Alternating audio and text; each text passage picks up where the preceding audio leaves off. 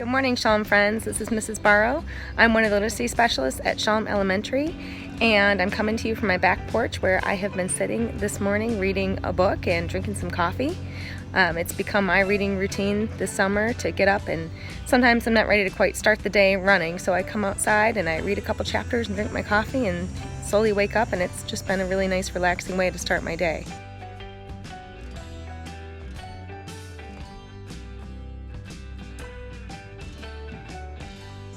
So I don't know what your reading routine is, but hopefully you and your family have gotten into one because it's so important that you keep reading this summer.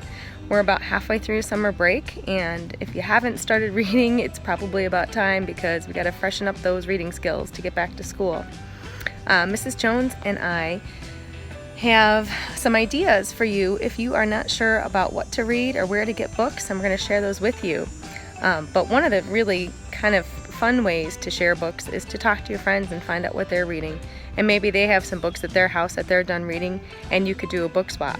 Mrs. Jones and I did that this summer, and I really enjoyed reading some of the books that she gave me because I really wasn't sure what to read, and she had some great suggestions. So doing a book swap with some friends could be a great way to get some books.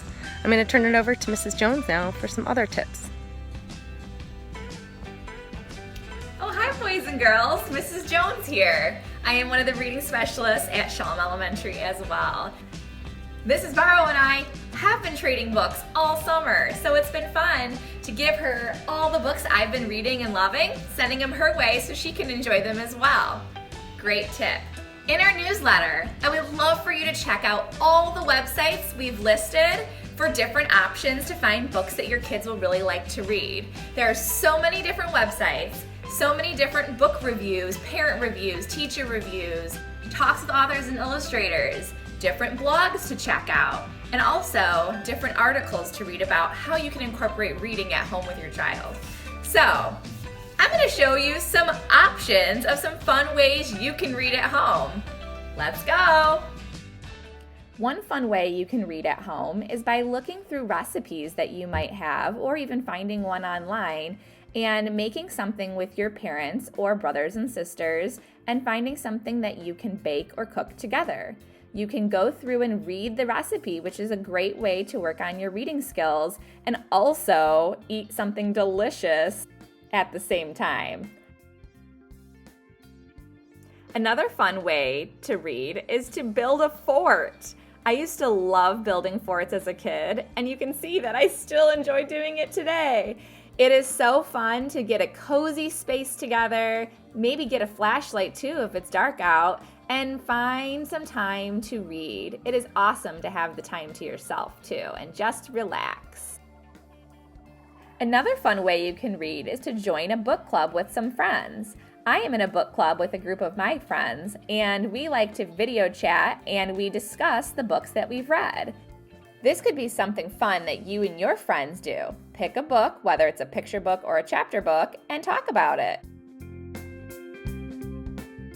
Lastly, a fun way you could read would be to lay out a blanket in your backyard, maybe grab some snacks, I personally love watermelon, and lay down, relax in the shade, and read.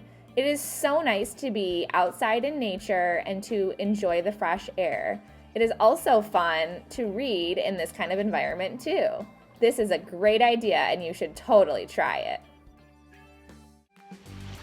Hi Schalm friends, this is Mrs. Barrow again. This time I am coming to you from Mammoth Hot Springs in Yellowstone National Park, and I'm going to make this quick because it's about to start raining.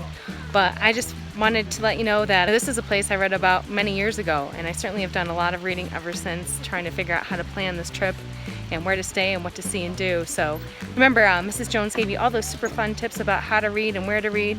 But reading can be more than just a book. You can get online and you can look up newspaper articles or encyclopedia articles. If you're something you're passionate about, you're really excited about, read about that. Reading is such a foundational skill for everything that you do.